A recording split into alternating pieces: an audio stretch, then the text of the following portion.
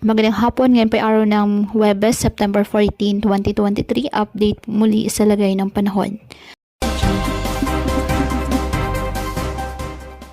Ayon sa Pag-asa, wala na pong dalang ulan sa bansa ang binabantayang low pressure area na nasa loob ng Philippine Area of Responsibility. Huling namataan ng Pag-asa, east-northeast ng Itbayat, Batanes. Nanatiling mababa ang tsansa nitong maging bagyo ayon sa ahensya. Sa ngayon, hanging habagat muli ang magbubuhos o magdadala ng mga pag-ulan sa bansa. Sa ngayon, wala namang nakataas na gale warning sa anumang baybayin ng ating karagatan, kung kaya malaya pong makapamalaot ang ating mga kababayang mangingisda at may maliliit na sasakyang pandagat. Ngayong araw, asahan ang ulan sa ilang bahagi ng Southern Luzon, Visayas at Mindanao.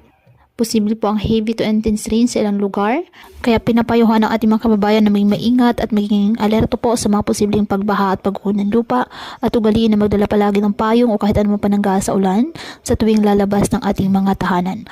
At yan po muna ang update sa lagay ng panahon ngayong araw. Muli patuloy po tayo na mag-ingat at palaging tandaan, God loves you. Stay safe and God bless.